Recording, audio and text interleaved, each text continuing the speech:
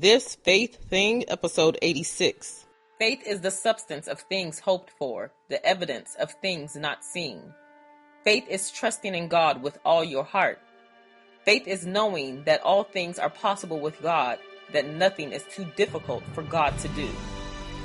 This faith thing can be easy when we have God on our side. Faith is the word of God.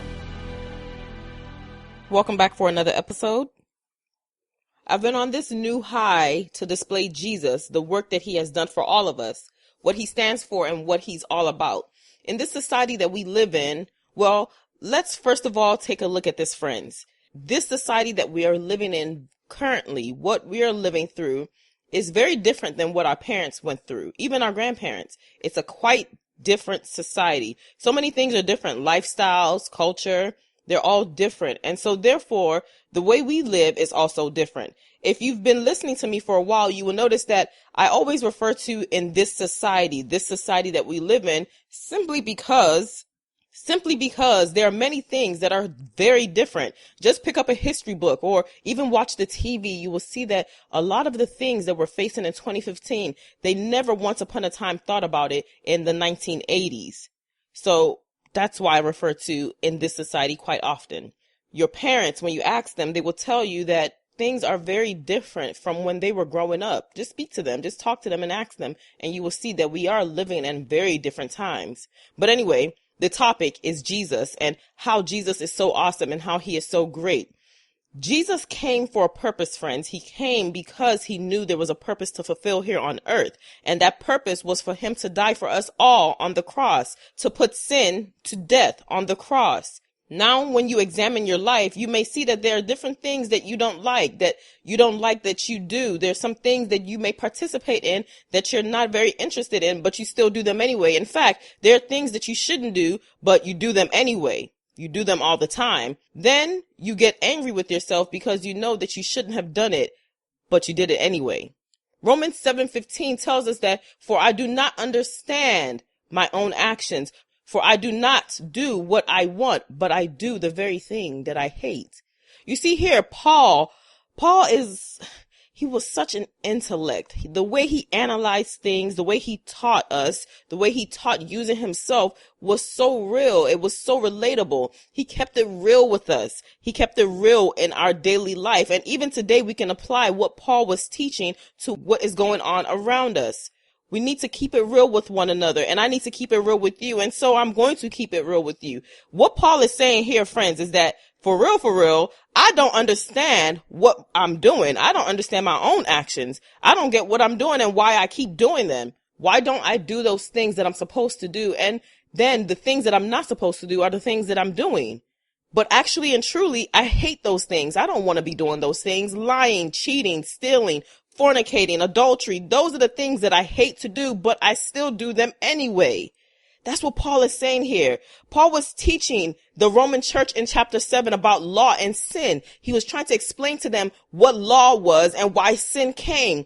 From the very chapter that we read, verse 7, it says, "Then what then shall we say, that the law is sin? By no means. Yet if it had not been for the law, I would not have known sin. For I would not have known what it is to covet if the law had not said, 'You shall not covet.' But sin, seizing an opportunity through the commandment, produced in me all types of covetousness. For apart from the law, sin lies dead. I was once alive apart from the law, but when the commandments came, sin came alive and I died. The very commandment that promised life proved to be death to me. For sin, seizing an opportunity through commandment, deceiving me, and through it killed me.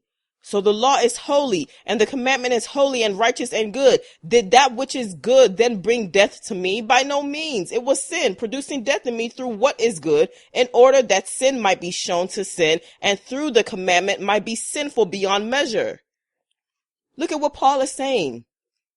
Here Paul is teaching, and he's saying that if it wasn't for the law, let's analyze this very well. He's saying, if it wasn't for the law, I would not have known sin.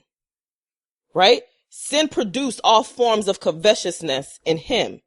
Paul is saying that because of the law, he was able to sin. He had the desire to sin because why? There is a law telling him that you should not do X, Y, or Z, and yet he still participates in those things. He knows that he shouldn't be doing it, but he does them anyway. That's what we call sin. And apart from the law, sin lies dead, meaning that if there is no law, if there are no rules, if God has no rules, if God gave us no commandments, then what we're doing would not be considered wrong. Therefore, it wouldn't be considered a sin. I hope you're following me. Paul is saying that if God didn't give us commandments, if there were no laws, then what I'm doing, such as don't murder, don't steal, right? Don't covet. If nobody can tell me that what I'm doing is wrong because it's not a rule, therefore it's not a sin. And through it, it killed him.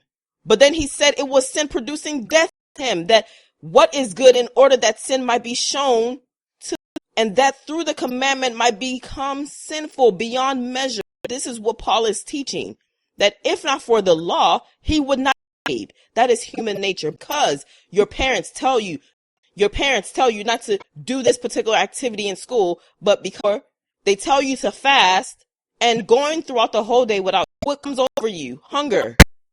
The human nature is of the flesh. He's a sinner. What is not right? We will say things that are incorrect. Why? Because it's very important for you to understand. There are things that I do, but I still do them. I know lying is wrong, but I still lie. Why do we do this? Why do we make these mistakes? We have a body, a very weak body. And sleeping, and he said to Peter, so could you not temptation? The spirit is indeed willing, but the flesh is weak. Again, for the second time, he went and prayed, my Father, if this cannot pass unless I drink it, your will be done. Jesus is telling us that the spirit is willing. The spirit is willing. Our spirit is willing. I have the desire. I want to do what God wants me to do, but my flesh is weak. This dirt body is what's getting me into trouble. Friends, when you do things that you should not do, it's not because you don't want to do it. It's because your flesh is weak. This flesh is going to get you into trouble, cause you to do what you ought not do. This further shows us the component of man. We have a mind, our will, which fights with us on a daily basis. The body, which is the flesh, this dirt body that gets us into trouble. Then we have the spirit, friends. The moment that you allow your body to take control over you, the moment that you allow your little mind, the voices in your head to take over you, you will for sure do what you're not supposed to do. You will make mistakes. That's why in the Bible, Proverbs 3 verse 5 tells us that trust in the Lord with all your heart and do not lean on your own understanding. Because when you do, you are bound to misstep. You will make decisions that you should not be making. You will do what you should not do. But in verse 6 of Proverbs 3, it says that in all your ways acknowledge him and he will make your path straight. The Lord will tell you what to do. The Spirit will tell you what to do. Jesus is so good, friends, because he has come, friends, to overcome sin. He has already done it for us. It has already been done. You don't need to do anything. Just believe and follow the instructions that he left behind for us. And when you follow the instructions, life will become simple. You see, the problem that many of us have is that we want to do what we want to do because our flesh, it looks, you see, you have eyes, you have ears, you have a mouth, right? And these things, they get you into trouble. But in any establishment, there are rules and we must obey. The moment that we don't obey, we fall into problems. And worse, we will fall into spiritual death. And that's why Paul said that sin came and he died. He died. He spiritually died because of the sin. When you sin, friends, a part of you will die for sure. And the more you sin, the more you will feel completely empty. That is why Jesus came for us. He came to put sin in its place. But we still have to do our part by carrying our own cross. Pick up your cross and walk. You have to pick up your cross and walk just as Jesus did. Jesus carried his own cross, and friend, you are expected to carry your own cross.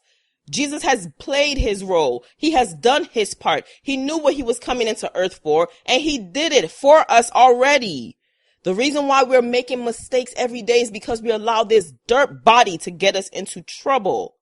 You have to carry your cross and walk, friends.